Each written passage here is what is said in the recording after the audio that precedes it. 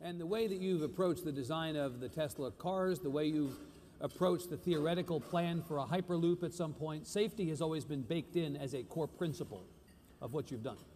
So it's consistent. Yeah, I think certainly, I think safety is really important. Right. You know, I think it's particularly important when there's the potential for mass destruction. Right. You know, I mean, I think AI is something that is risky at the civilization level, not merely at the individual risk level. Right. And that's why it really demands a lot of safety research. That's what. So I've committed to fund $10 million worth of AI safety research. AI safety research, yeah. Right. And I'll probably do more. Actually, I think that's just the beginning. That's the beginning. Let me ask you directly about Texas. The fact that you're in Texas is no accident. You were here during Texas? Say again? It is Texas, yes. I can confirm that it's Texas. You were around during the 2013 legislative session. Your lobby team, large in number, was around the Capitol attempting, unsuccessfully it turned out last time, to try to get permission for Tesla to sell cars directly to customers in the state of Texas. You said at the time that you'd be back, that the political realities are sometimes it takes 3 times before... I hope it's only twice. You hope it's only twice, right. Well, see you next time provisionally, but let's see if you can get it done this time. Would you talk about the issue, the political and policy issues at the center of this fight? It sounds that in a state that is so good with free enterprise, liberty, we want to give everybody the right to do what they want without the giant boot of government coming down on their heads. Sure. That this sounds like something that ought to be a no-brainer, but the automobile dealers and their team has a different point of view about this. So talk about that. Yeah, absolutely. Really, all we're saying at Tesla is that we want to be able to sell our cars direct to consumers in Texas. Right. And I think this is actually directly in line with the ethos of Texas. In fact, restricting what consumers can do in terms of buying direct is extremely un-Texan. Right. It's very weird that it even exists. I mean, if you think of something like Michael Dell's company, Dell Direct. Dell started his computer company in Texas selling direct to consumers. Right. If the same laws had existed for computers as exist for cars, right. Then Dell wouldn't exist. Right. Or it would be in some other state. Yeah. So it really, I think this is something on the books that most Texans aren't even aware of, that is fundamentally un-Texan and needs to be changed. And the restriction relates to the model for selling cars that exists in Texas today. You have to go through kind of a franchise dealership model. That is the law on the books right now. Yeah, the law currently says that in order to sell a car in Texas, you have to sell through a franchise dealer. Right. But this exists only for alcohol and cars, which is weird. Right. Maybe you can fix that booze problem next, actually. I mean, probably that shouldn't exist either. Guy. But it's just weird that it's cars. Like what the you know, and we can sell direct in every other country in the world, right. And in all of we can sell direct in every state in the United States except for about half a dozen. Yeah. So it's just we're just asking for essentially a modification of the law to allow us to sell direct to consumers, and is it competition, Mr. Musk? Is that what has the opponents of this plan tied up in knots? Competition? They don't want you in taking away some of their business. As I understand the numbers right now, don't your sales in Texas represent 0.1% of the total number of cars that are sold in Texas? Yeah, I don't think we're like a huge threat to the car dealers. Right. But of course, if you were permitted to sell cars directly, you presumably would grow those numbers to some degree. Yeah, we might grow them from 0.1 to 1% perhaps, or 2%. Yeah. But it's not something that I think is fundamentally a threat to the car dealers. And the problem is that the incumbent car dealers have a conflict of interest. They make all their money from selling gasoline cars. Right. For them to then tout the advantages of an electric car when most of their money is coming from gasoline cars. They're undercutting their own deal. It's a conflict of interest. Right. They're not going to do that. Right. So if we were to go through them, we would fail. But of course, many of the traditional automobile dealers and auto companies are themselves getting into the business of electric vehicles. Yeah, right? But they always sell them very, I mean, the electric car sales in the United States are very low. Right. I mean, and it's... But you're betting on the future, Mr. Musk, and there are obviously things that have to happen in order to enable the electric car sector to grow. There has to be adequate infrastructure, which doesn't always, is not always in the control of the car companies themselves.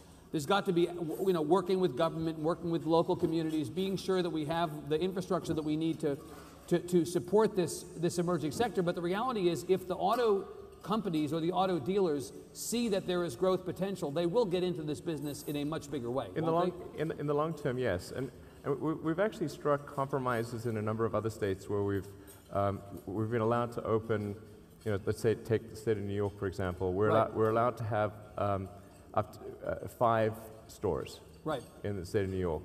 So if we were to do something like that proportion in Texas, maybe we'd have like this, Texas, the biggest state, sort of 7 stores. Right.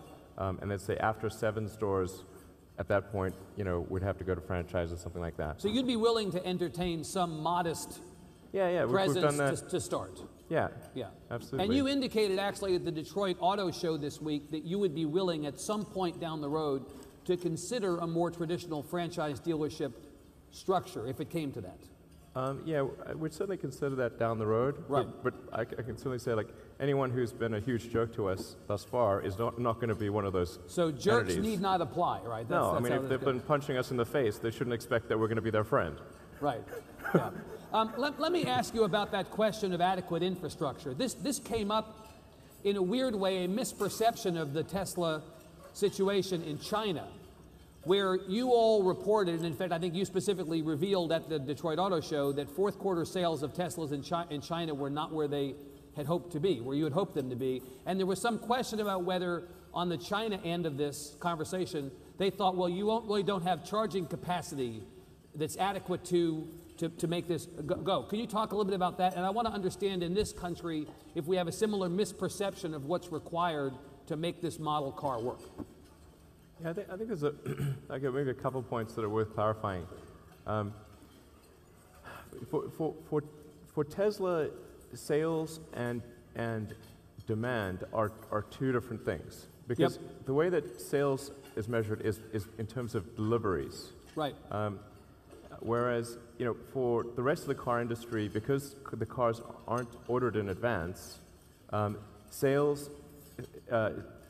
Demand and deliveries are the same thing, because their cars are out on the lot, and they're not built to order. Right. They're out in the lot. Right. So it's extremely common for people to misunderstand demand and sales for Tesla. Sales for us is, or the sort of technical accounting definition of sales is how many cars did we deliver. Right. But the measure of demand is how many cars have been ordered. Correct. So we have far more cars ordered than we can deliver right now. Now we're trying to solve that problem by ramping up our production. So increasing production would address that in part. Yes. Yeah. It is important to note that the demand for our cars significantly exceeds our production capacity currently. So when people say, well, he only sold 33,000 cars in 2014, less than he predicted, or he won't reveal his monthly sales numbers because he says they'd be misleading, this is what you're talking about.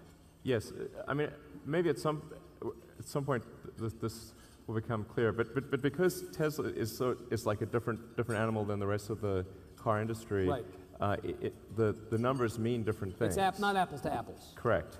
People look at our deliveries or sales and take that as a proxy for demand. Right. Whereas the actual proxy for demand is how many unfulfilled orders do we have. Right.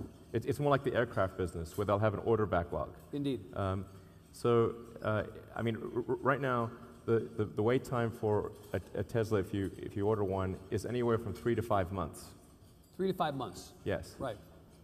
And ideally, it would be with all adequate facilities in place. You'd like it to be what? a month. A month.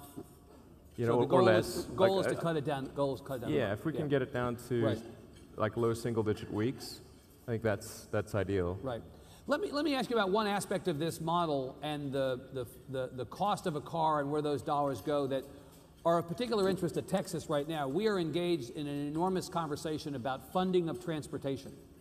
Well, people who buy gasoline-powered cars, in doing so, or use gasoline-powered cars, indirectly contribute to the state budget in ways that we really need. And in fact, we're constantly looking for more money for transportation, more money for... If you have an electric-powered as opposed to a gasoline-powered car, how will your customers contribute from a revenue standpoint to the Texas budget, to education, to roads? Sure. Where are you all going to put in your table stakes to contribute to the economy of Texas?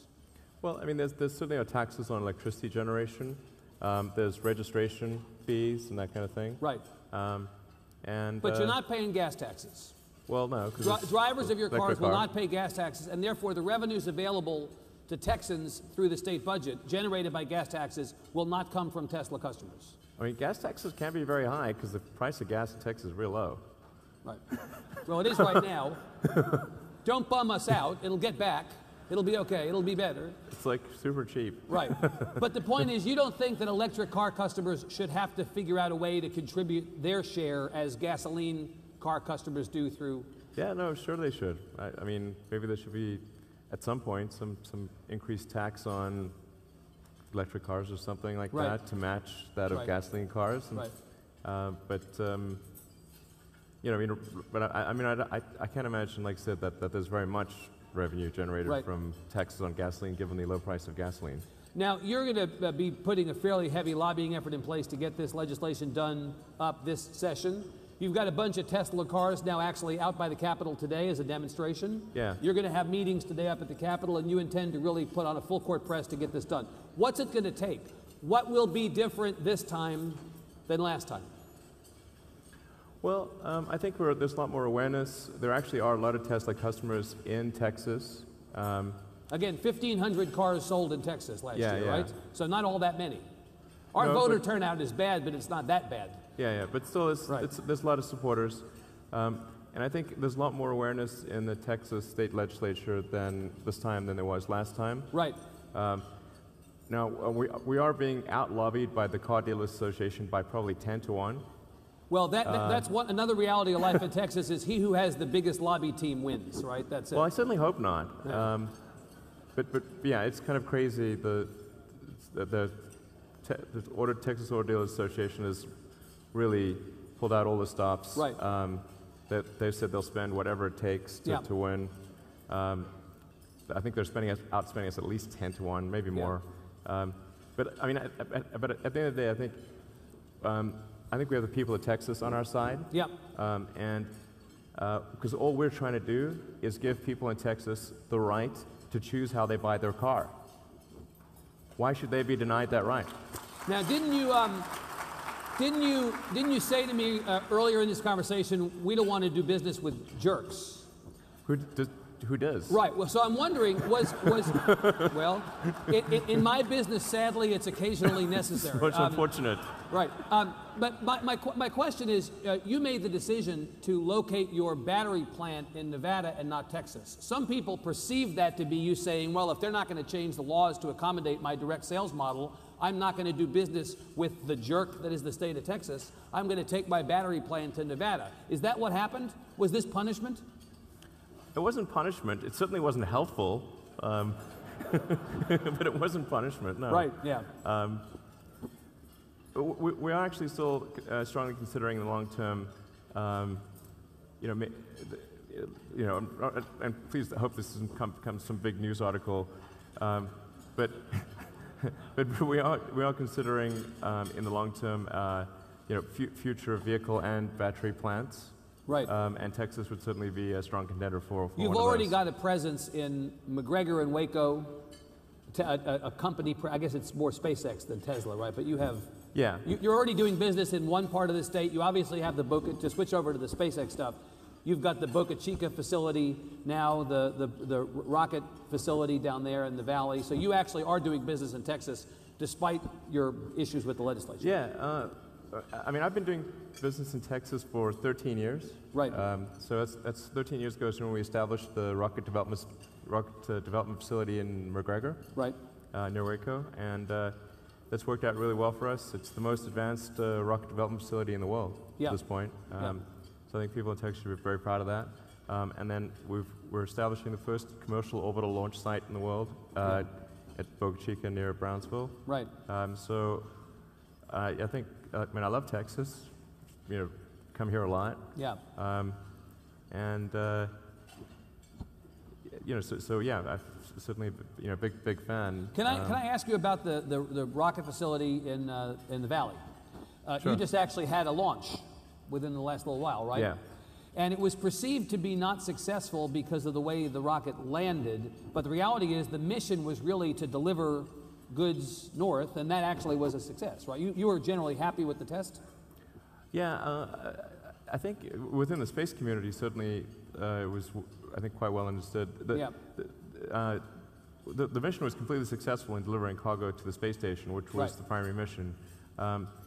And I would consider it partly successful in trying to do something which has never been attempted before, which is to land a rocket stage successfully, to actually land a rocket stage successfully, because every other rocket in the world, the rocket stages basically smash into the atmosphere, explode, and then further explode when they hit the ocean, or in the steppes of Kazakhstan or something like that.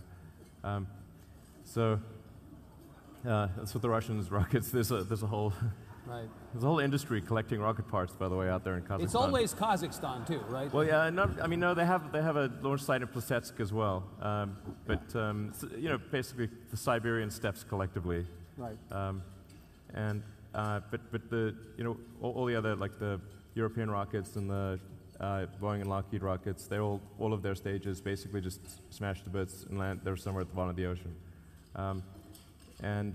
So what we were trying to do was to land our rocket stage, but it's a very difficult thing because this thing's coming in from hypersonic velocity.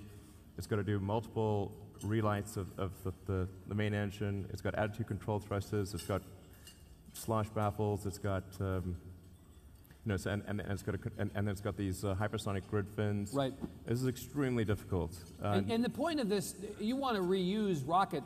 You want to reuse rockets or parts or what have you. You talked about the importance to be sustainable and to actually not have to consistently redo equipment for these launches, and I suspect that was at least one goal you had in trying to land this thing safely, right?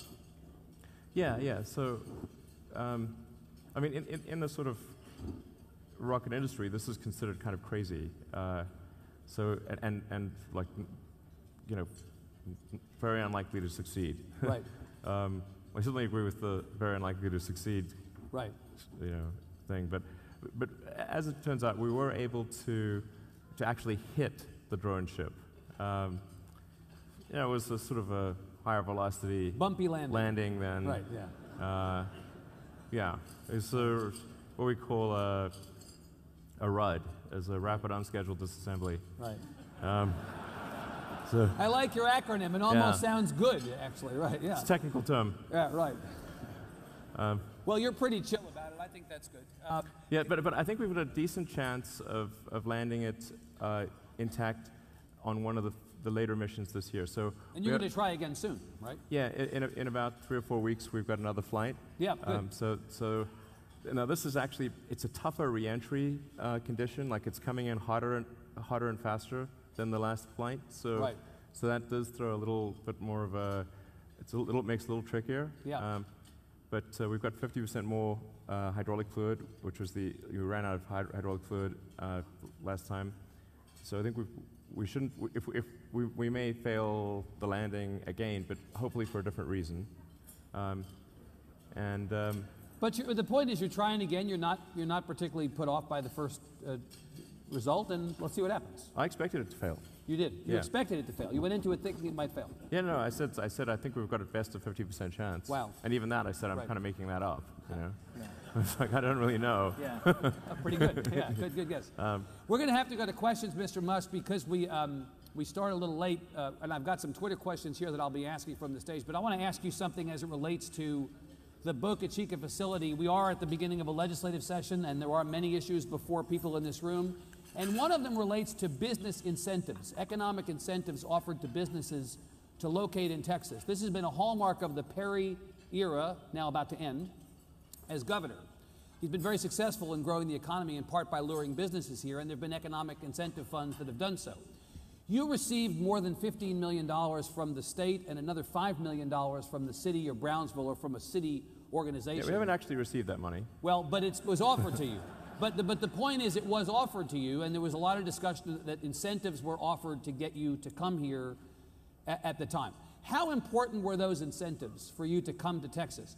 The incoming Lieutenant Governor, Dan Patrick, said during his campaign that he thought we ought to get rid of all incentives, not mend them, end them. So what is your message to the Texas legislature as it relates to business incentives used to lure companies like SpaceX here? Well, I mean, I think the way to look at it is more like you're like a landlord, you know, or you're like and you're looking for anchor tenants, and you're making decisions. You're trying to make a decision of like, if we bring this company or this facility to Texas, is it going to be a net gain for the state, or is it not? Sometimes you'll be right about that, sometimes wrong. Right. It's important to structure any incentives such that it's a guaranteed win for the state. And in the case of the incentives for the Boca Chica facility, we have to repay those that money. If you don't meet certain stated benchmarks. Yes. Related to job creation. Yes. Economic impact. Yes. And all that. And a lot of them are directly tied. Directly tied. Like, so we create the job, that then we get on a per job basis. Would you have come in the absence of incentives?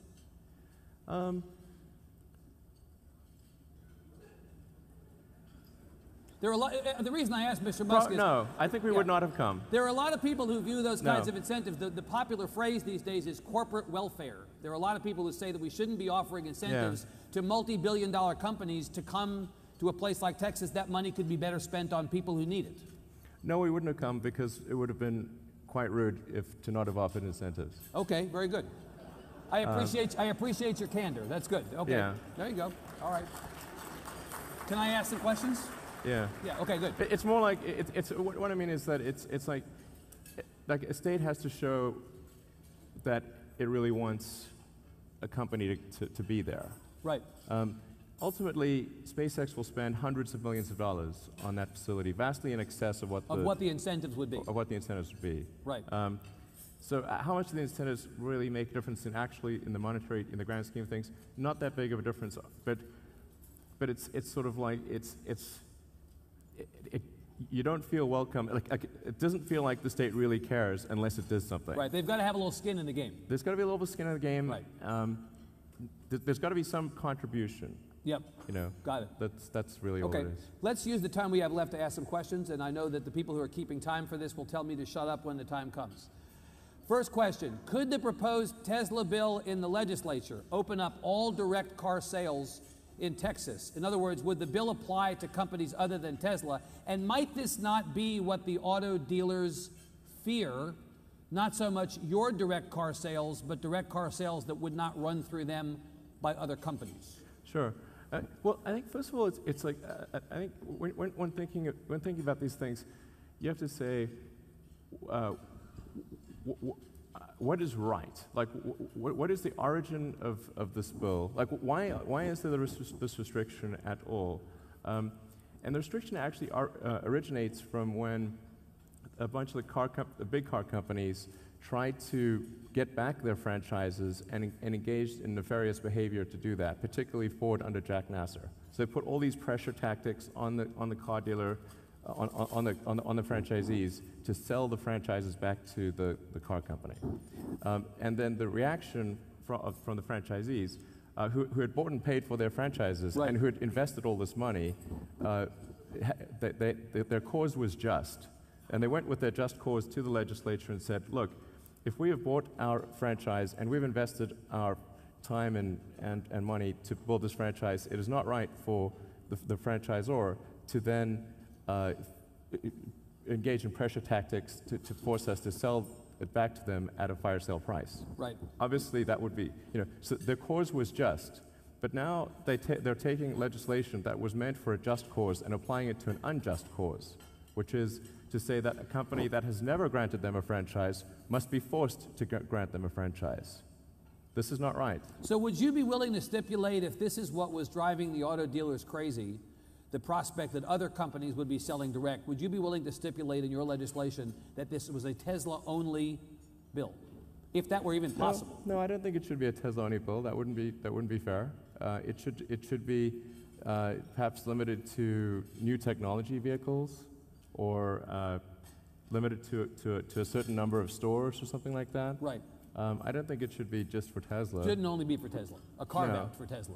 It shouldn't be only for Tesla, but nor should it erode the franchise that they've bought and paid for and have put a lot of time into. Got it. That wouldn't be right either. So it should just be that if somebody hasn't granted them a franchise, they shouldn't be forced to grant them a franchise. It would be like if Apple came here and wanted to sell computers in the same legislations, they'd have to give out Apple franchise stores or something. Right. That wouldn't make any sense. Well, the last question we're going to have time for is actually related to this, and that is to ask what has happened, in fact, in other states where Tesla has been allowed to sell directly. What has happened to the dealerships? Are the predictions of doom here, have they been manifested in other places? No. Basically in more than 40 out of 50 states, we sell cars. The dealers are doing fine. Nobody's, in trouble, or there's no terrible thing has happened to the dealers in any of the other states. And like I said, we currently sell in over 30 countries. Right. And these franchise restrictions don't exist in any of those countries, and the dealers are fine there too. And the dealers are actually fine. Yeah, absolutely. Right. Okay. And there's plenty of examples where there are franchise restaurants and company-owned restaurants, or a mixture of franchise and company-owned. Like McDonald's has a mixture of company-owned, and they have a mixture and franchise stores. Yeah. It works fine. So I think it's a pretty reasonable thing to ask that if we want to sell direct, that we have the right to do so, and that like I said, that consumers in Texas have the right to choose how they want to buy their car. Right. And I know we're running short on time, but there is one sort of announcement that I'd like to make. Please make news. Go ahead. We'll make time. Since this is the transportation forum. Yes.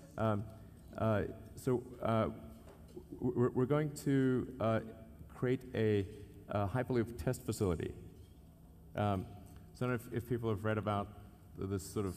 It's kind of a new mode of transport.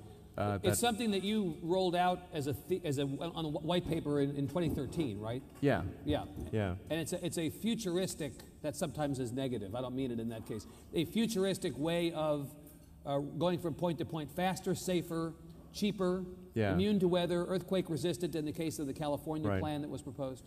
But it looks like a very futuristic way of doing this kind of travel.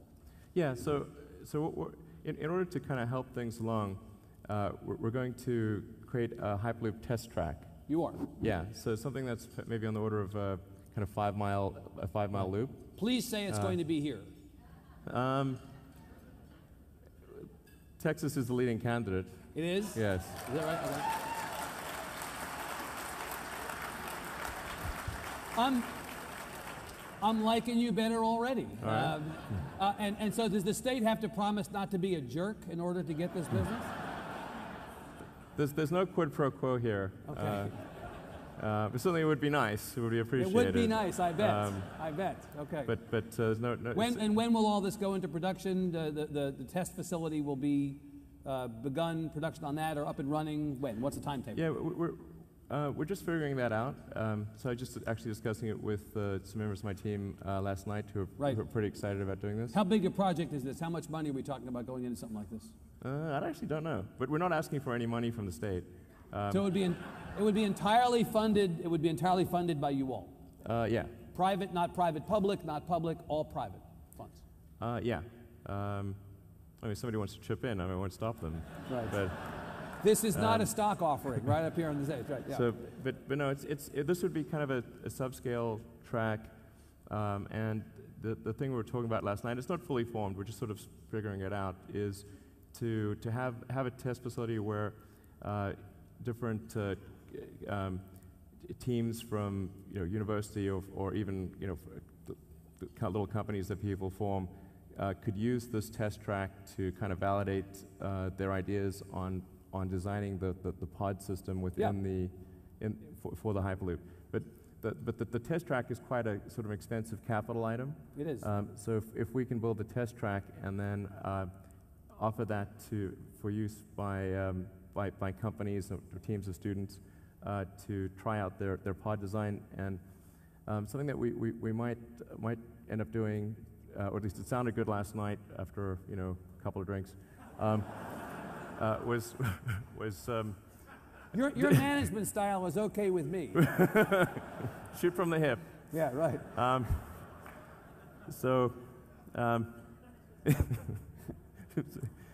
But there's this really awesome competition called Formula SAE, okay, where students, engineering students work together to design and build a race car, and then they race it at the end of the season, and then whoever builds the best race car kind of wins. Right, it's like an adult soapbox derby.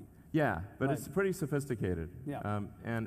But some of our best engineers have come from that program and really learned how to do great engineering as a result of that. And so I think it could be kind of fun to have some sort of Formula SAE thing for the Hyperloop. For the pods. Yeah, where people could compete, say, okay, who could make the pod go the fastest, and maybe compete on other dimensions. Pretty great. And I think that could be pretty fun. Yeah. So we're going to talk to the Formula SAE organizers and see if they think this would be good. And okay, well, yeah. and I'm just going to repeat what you said. Texas is the leading candidate to get this facility. Yeah. Okay. All right. Well, that's a good place to end. Let's get out of here before he changes his mind, right? Okay. Elon Musk, thank you very much. Thank you all very much. Thank you, Mr. Musk. I appreciate it. Very good. Okay, great.